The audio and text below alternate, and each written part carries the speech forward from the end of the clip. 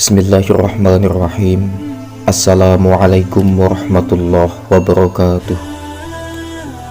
Sahabat-sahabat yang dirahmati Allah, umat Islam di negeri ini begitu kaya akan nilai luhur para pendahulunya, para solih yang menyebarkan agama dengan bijaksana dan mengenalkan Islam sebagai rahmat bagi sesama. Sehingga kita selalu bangga sebagai bangsa yang bermartabat, yang menjunjung tinggi norma dan etika. Maka di saat hari ini generasi kita dihadapkan dengan krisis moral yang menjadi ancaman dalam beragama, kita perlu menghadirkan kembali teladan agar kita dapat berkaca.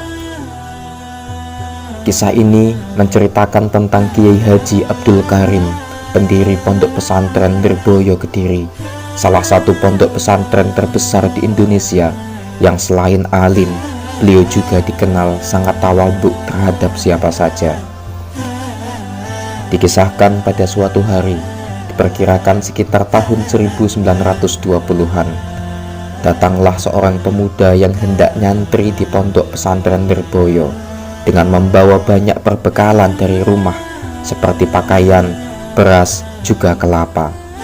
Saat tiba di dekat area pondok, pemuda tadi merasa kesulitan lantaran terlalu banyak perbekalan yang dia bawa. Tepat pada saat itu, ia mendapati keberadaan orang tua yang sedang berkebun. Lalu kemudian ia menghampirinya dengan maksud meminta bantuan. Pemuda itu pun bertanya dengan bahasa yang halus, "Pak, mohon maaf, seumpama saya minta tolong, apakah Anda bersedia?" "Oh tentu, apa yang bisa saya bantu?" jawab orang tua itu. "Begini, saya minta tolong untuk membantu saya membawa barang-barang ini ke pondok itu," pinta si pemuda.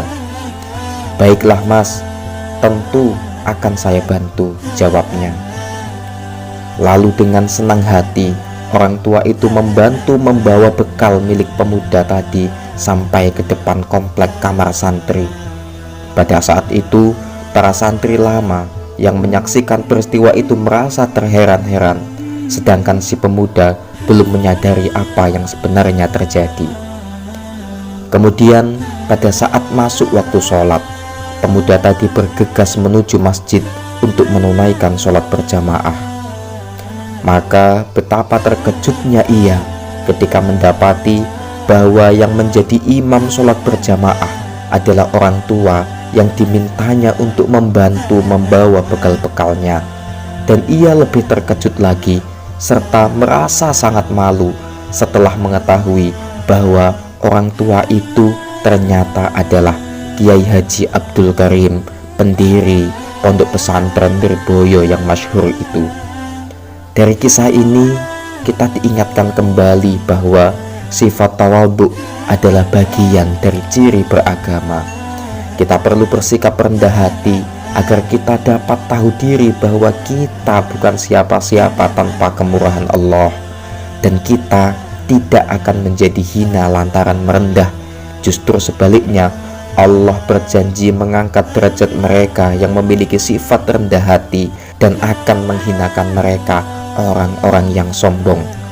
Sebagaimana sabda Rasulullah Shallallahu Alaihi Wasallam, "Man tawadhu'a lillahi rafa'ahullah, wa man takabbara wada'ahullah." Barang siapa yang bersikap rendah hati karena Allah, maka Allah akan mengangkat derajatnya, dan barang siapa yang sombong, maka Allah akan merendahkannya. Wallahu a'lam. Wassalamualaikum warahmatullahi wabarakatuh.